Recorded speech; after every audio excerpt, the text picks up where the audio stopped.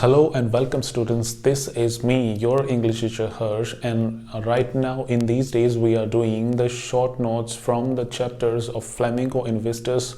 We are taking Flamingo first, and now we are in the 6th chapter of the Flamingo book, that is Poets and Pancakes. ये 6th number का chapter है flamingo book का, poets and pancakes. इस chapter में काफ़ी सारी details हैं, facts बहुत कम हैं। इनफैक्ट लास्ट के जो तीनों चैप्टर्स हैं 6th, 7th एंड 8th उनमें फैक्ट्स कम हैं और डिटेल्स ज़्यादा है। बल्कि आपको पता होगा कि जो क्वेश्चंस आते हैं, जो ऑप्शनल क्वेश्चंस आते हैं एग्जाम में, वो फैक्ट्स में से आते हैं। तो जितने भी फैक्ट्स हैं वो मैंने कलेक्ट करने की कोशिश की है आपके लिए 6th चैप्टर में से। पोइट्स एंड पैनकेक्स, नाम याद रख लीजिएगा आप चैप्टर का, पोइट्स एंड पैनकेक्स।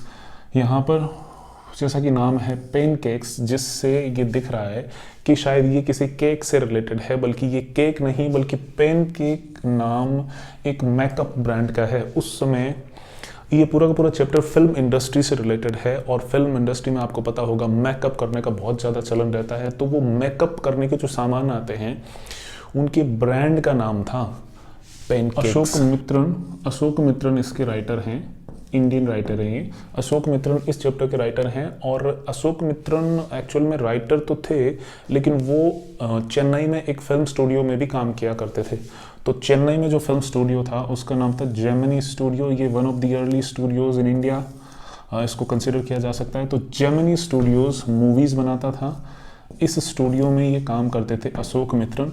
तो इस चैप्टर में है his years at Gemini Studios. Gemini Studios में जो उन्होंने टाइम बिताया, जो काम किया, उसके बारे में इन्होंने लिखा है। और ये सब इन्होंने एक किताब में लिखा है अशोक मित्र ने, जिस किताब का नाम है माई ईयर्स विद द बॉस। ये बुक है माई ईयर्स विद द बॉस। आपसे पूछा जा सकता है ऑप्शनल क्वेश्चंस में कि what was the name of the book of Ashok Mitran. My years with the boss इन्होंने लिखा है। ये ज़्यादातर बॉस के साथ ही रहते थे, और उनके साथ इनके जो एक्सपीरियंसेस थे वो इन्होंने इस बुक में शेयर किए हैं माई ईयर्स विद द बॉस में। और इसी में से अपना ये चैप्टर लिया गया है, पोइट्स एंड पैनकेक्स। जो जेमिनी स्टूडियोज़ था चेन्नई में फिल्म मेकिंग का, वो 1940 में इस्टेब्लिश हुआ था चेन्नई में। और जेमिनी स्टूडियोज़ के फाउंडर थे एस वासन। 1940 में इस्टेब्लिश हुआ था चेन्नई में जेमिनी स्टूडियोज़, और एस वासन नाम के व्यक्ति इसके फाउंडर थे, इसको स्टार्ट करने वाले थे। अशोक मित्रन भी वहाँ पर काम करते थे, लेकिन ये क्या काम करते थे? To cut the newspaper clippings. Newspaper में जो भी इंडस्ट्री से जुड़ी हुई, फिल्म इंडस्ट्री से जुड़ी हुई न्यूज़ आती थी, या फिर कुछ स्टोरीज, आर्टिकल्स वगैरह पब्लिश होते थे जिनसे फिल्म मेकिंग में हेल्प मिल सकती है, फिल्म बनाने में हेल्प मिल सकती है, उनकी कटिंग करके ये रखते थे। न्यूज़पेपर क्लिपिंग्स की कटिंग करके रखते थे। अशोक मित्रन का ये काम था।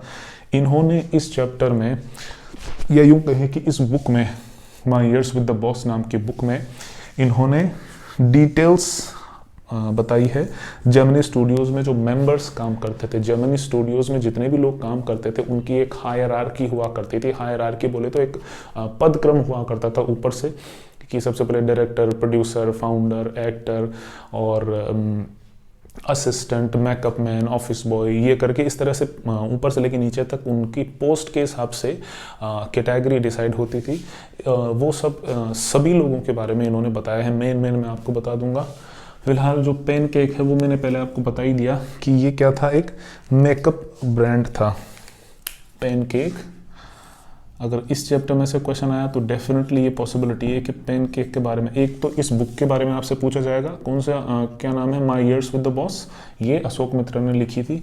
और एक आपसे पूछा जाएगा कि पैनकेक क्या है। पैनकेक आपको लिखना है कि it is a name of, it is a brand name, it is a brand name of a makeup material. या आप यूँ कहें, इसको एक को यहाँ से हटा दें और आप लिख दें makeup materials. It is a brand name of makeup materials, pancake.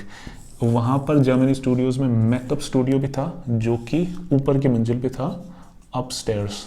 सीढ़ियों से चढ़ के आपको ऊपर जाना पड़ता था, और ऊपर की मंजिल पे उन्होंने बना रखा था मेकअप स्टूडियो।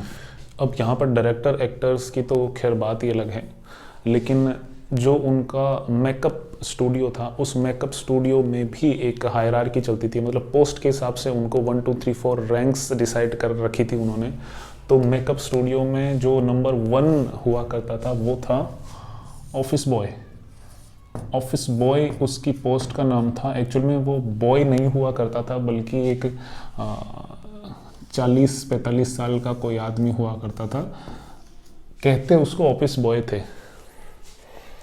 ये ऑफिस बॉय वहाँ जो था उस का पहले तो सपना था कि वो एक स्टार बनना चाहता था। मेकअप स्टूडियो में जब वो आता था जेमिनी स्टूडियोज़ में, तो वो बड़े बड़े सपने लेकर आता था। उसको स्टार बनना था, एक्टर बनना था उसको। देन उसको ये भी ख्वाहिश थी कि अगर उसको एक्टर नहीं बनाया जाए तो वो स्क्रीन राइटर ही बन जाए, डायरेक्टर ही बन जाए। वो डायरेक्टर की भी काफ़ी सारी खूबियाँ उसमें थी। लिरिक्स राइटर ही बन जाए, जिसको कि आप कह सकते हैं आजकल लिरिसिस्ट कहते हैं उसको, लिरिक्स राइटर को। तो लिरिसिस्ट बन जाए वो। पोइट तो वो था ही सही, पोइट तो सभी लोग होते थे। तो ये सब वो बनना चाहता था, लेकिन वो ये सब नहीं बन के उसको क्या बना दिया जाता था, ऑफिस बॉय बना दिया जाता था। और वो लगभग 40-45 साल का हुआ करता था। ये ऑफिस बॉय नाम इसका नहीं बताया है, लेकिन एक ऑफिस बॉय था, बस पोस्ट के नाम से बताया है।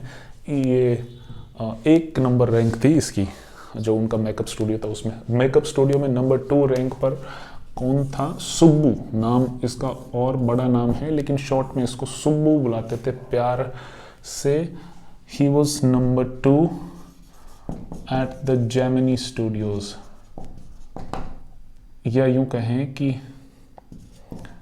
जो मेकअप स्टूडियो था वहाँ पर वो नंबर 2 रैंक का कंसीडर किया जाता था। He was tailor made for films.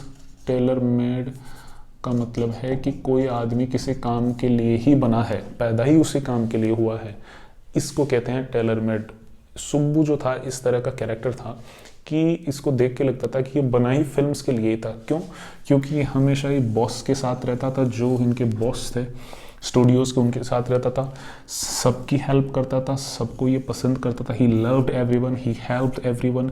In fact इसके घर पे जो भी मेहमान आते थे, जो बाहर से एक्टर्स वगैरह बनने आते थे, उनको ये रखता था, उनको गाइडेंस देता था, उनको हेल्प करता था, इनफैक्ट उनको खाना भी खिलाता था। ही वॉज वेरी इंटेलिजेंट, बहुत ही इंटेलिजेंट पर्सन था सुब्बू।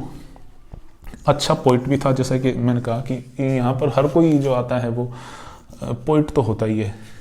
बहुत अच्छा पोइट भी था, और इसको कहा जाता था कि he was made for he was a tailor made for films के लिए ही बना था, क्योंकि इसके पास बहुत सारे ऑल्टरनेटिव्स होते थे। ऑल्टरनेटिव्स बोले तो ऑप्शंस हुआ करते थे बहुत सारे।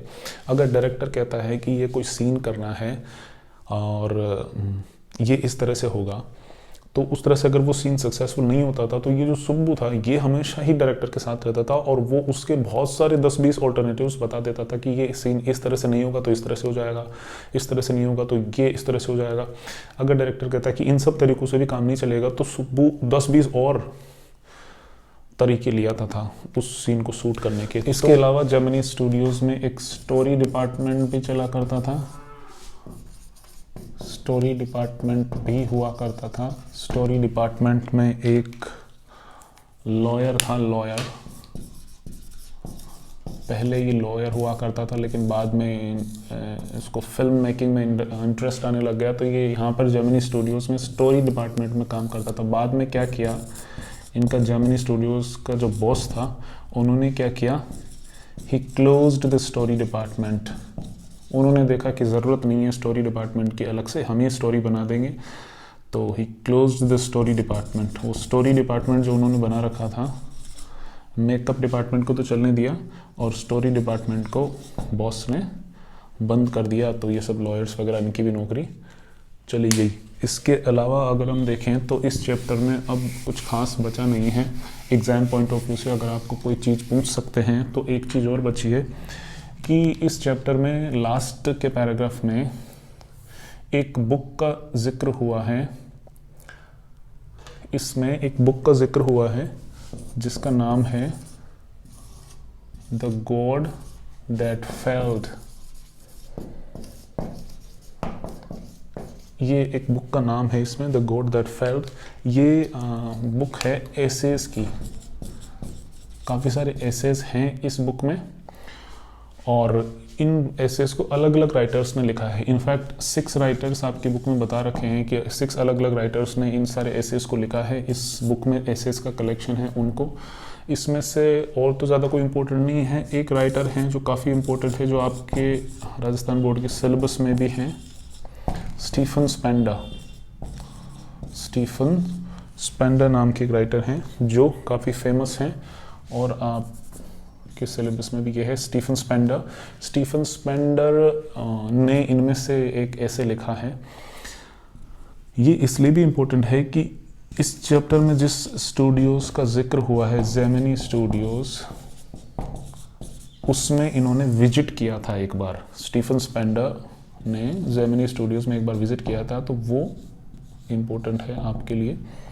बस इस चैप्टर में से इतना ही कुछ पूछ सकते हैं आपसे, इससे बाहर और कुछ भी नहीं पूछेंगे। आई होप आप समझ में आया होगा।